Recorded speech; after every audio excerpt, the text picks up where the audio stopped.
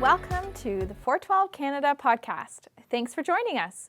My name is Kim Hutchins, and at 412, we're equipping the church for greater influence through serving. 412 is a ministry of Faith Baptist Church in Huntsville, Ontario. We are so excited to be able to continue to equip you as we expand our podcast to YouTube. Today, I'm excited to bring you Dave Lane. Dave has been a youth pastor for over 30 years and a family pastor for 6. He is currently the satellite director for Youth Unlimited YFC Sarnia Lambton. And in this episode, we're going to chat about what true greatness really is. This is going to be a great discussion, and we don't want you to miss a thing. So make sure you check out our show notes where we'll have links for all of Dave's recommendations. Hey Dave, welcome to the show. Hey, thanks for having me back. I love coming to your show. It's great to be here in your cool studio. Thanks. And I'm so glad that you could come up. And this has been quite the season. I know I've had you on before, but how are you doing during this season? We are taking one day at a time. Yeah. You know, I think it's really stretching our faith at times because we gotta trust God, right? Because God's ultimately in control. So we're doing.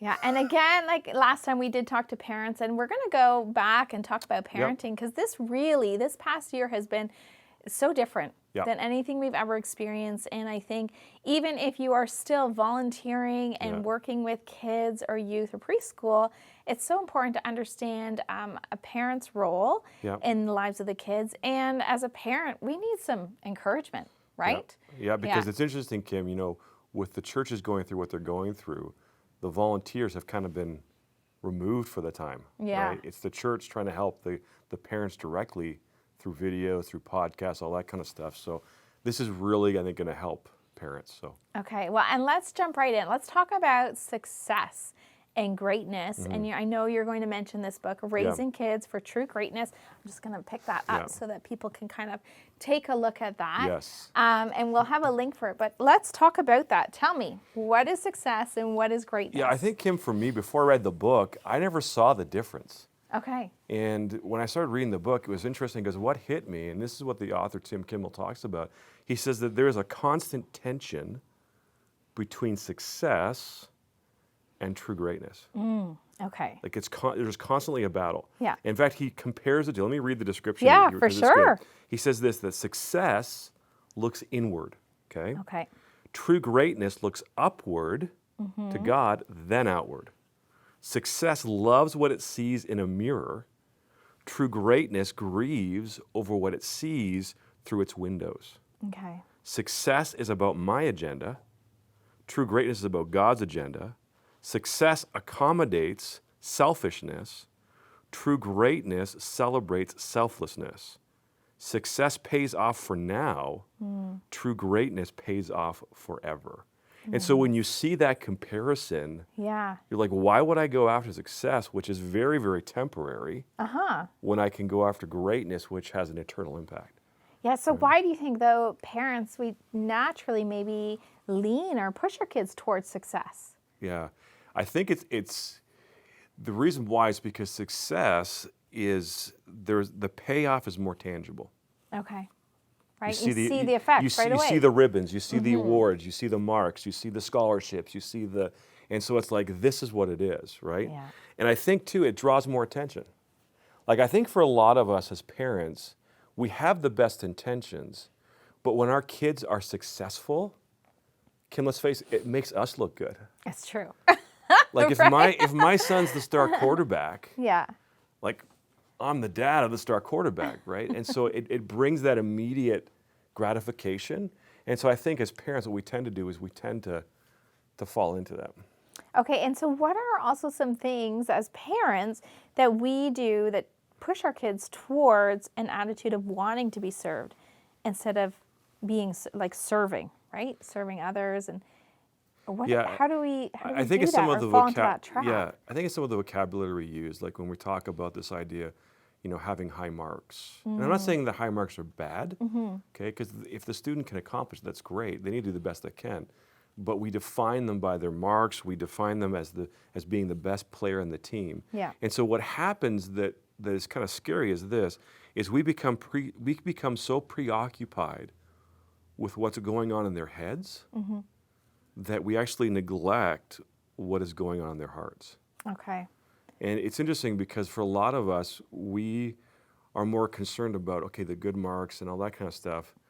And we don't give it enough attention, where they are with God, what's going on in their heart. Mm-hmm. So that's the kind of the tension you have, because true greatness is all about what's going on in their heart. Right. Right. And so success can draw us to that.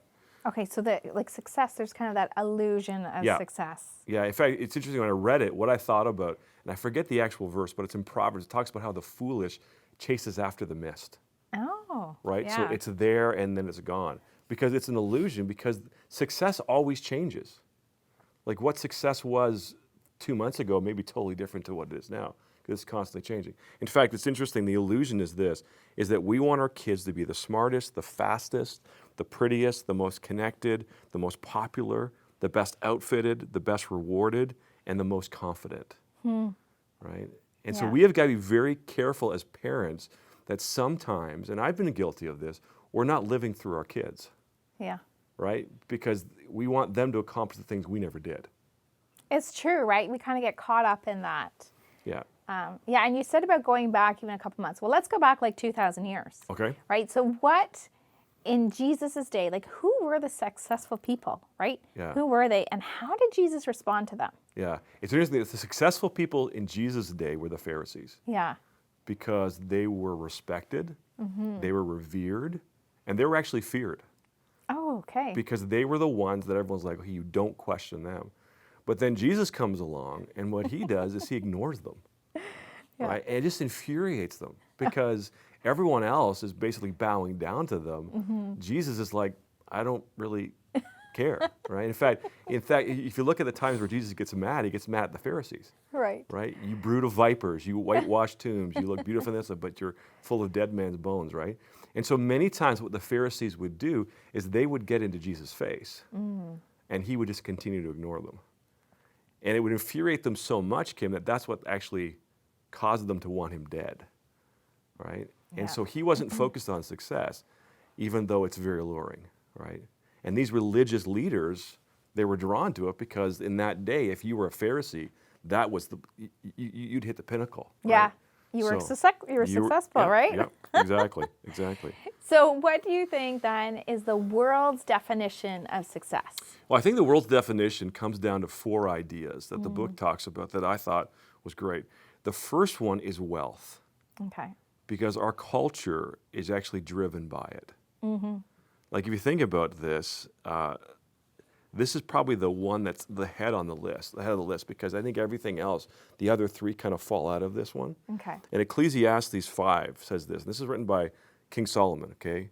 Very wealthy man, right? He said this, whoever loves money never has enough, and whoever loves wealth is never satisfied with their income.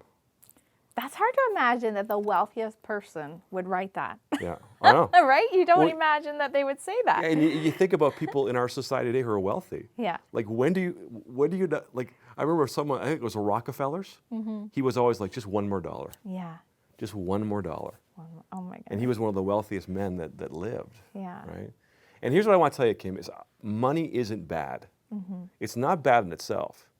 The problem is when we're consumed by wealth. Yeah. Because Jesus says you can't serve 2 masters. You're either going to hate the one and love the other, be devoted to the one or despise the other. And so I think what we want to encourage our kids is we want them to have the income, the kind of income that will allow them to do what God wants them to do. Yeah. And allow them to give as well. Right? And so money in itself isn't bad as long as it doesn't consume us and drive us. Yeah. So that would be the first one, is wealth. Okay, so wealth. Okay. What's after? The second wealth? one is beauty. And what I would put in there too is health as well. Okay. Okay. And I think that our culture is actually defined by this. Now, don't get me wrong, I'm not saying that being healthy is a bad thing. It's a good thing. Okay. And looking nice is good as well. But the problem is it can so easily become an idol in our lives. Working with teenagers for 30 years, I have seen a lot of this, especially with our young girls. I was reading a book because I'm being part of Youth Unlimited. They have this book that talks about the issues that students face.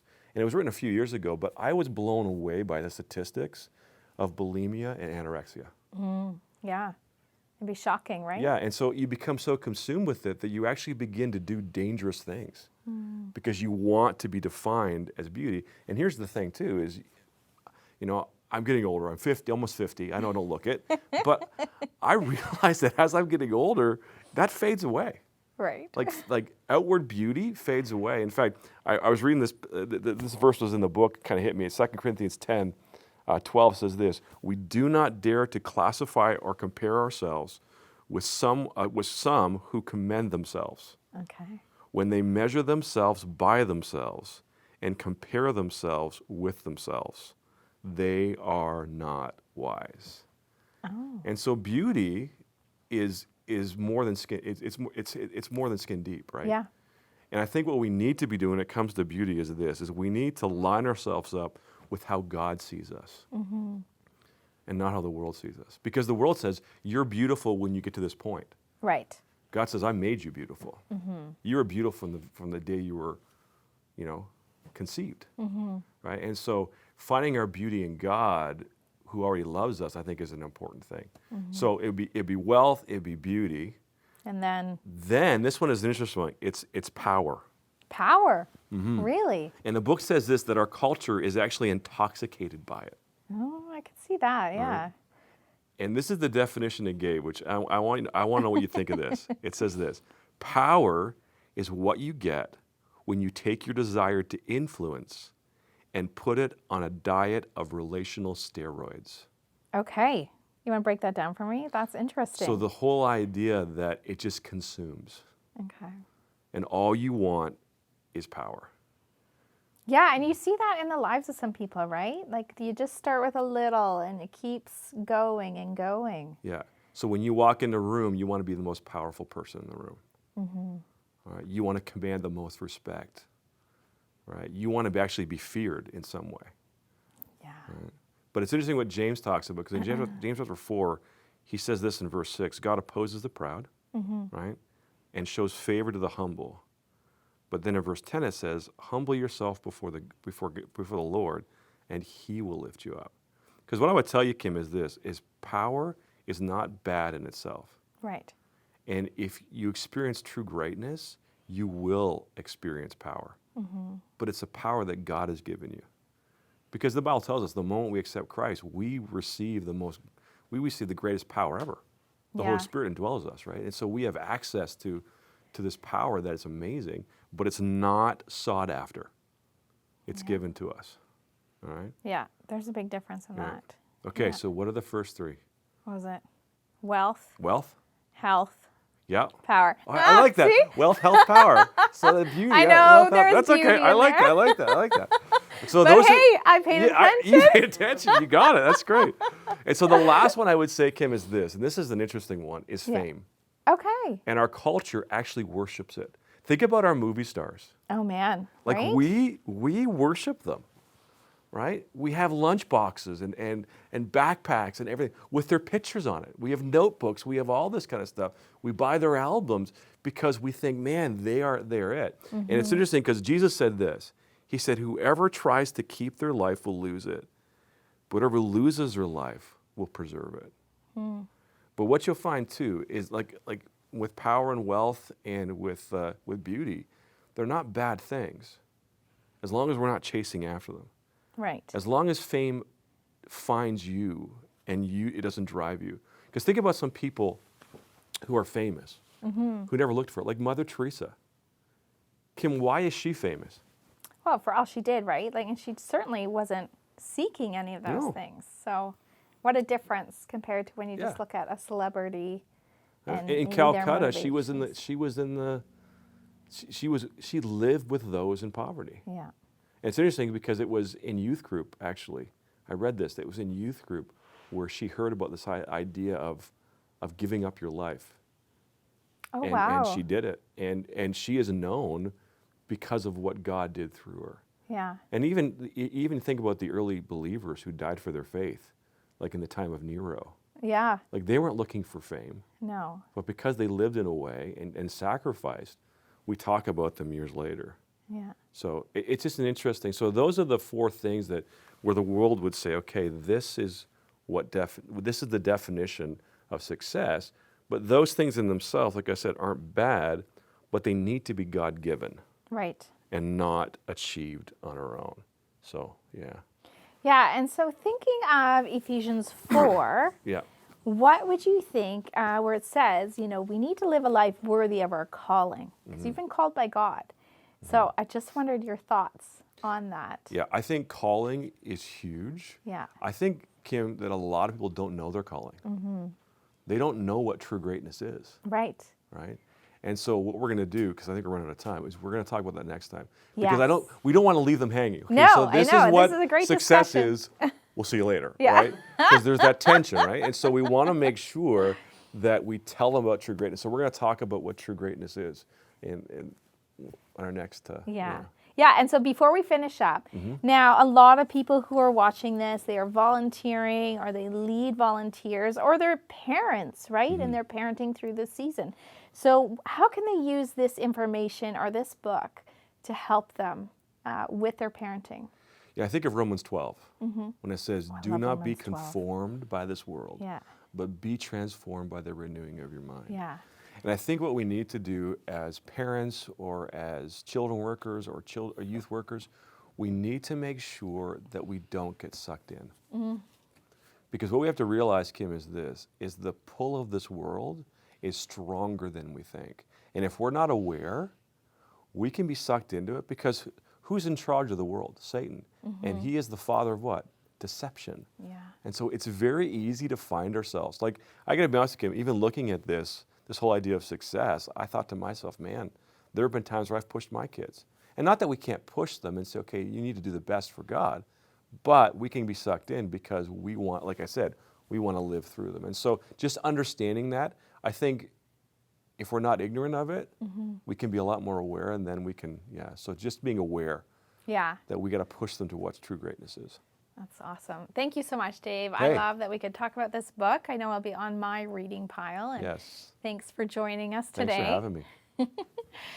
So for those that are joining us here today, I don't want you to miss part 2 with Dave. And we're going to continue this discussion on true greatness. So if you're listening to the audio version of this podcast, remember to subscribe on your podcast app. And for those watching the video edition, subscribe to our YouTube channel so that you don't miss an episode. Also, hop onto the discussion by following us on social media. You can find us on Instagram at 412 Canada. Thanks for joining us. Yeah.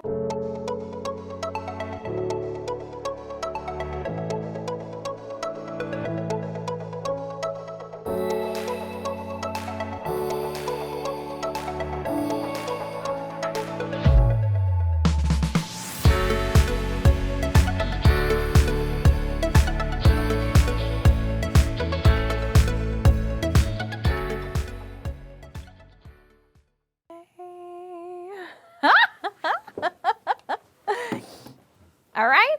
Yeah, that's great. Done. Yay. 2 down, 3 to go.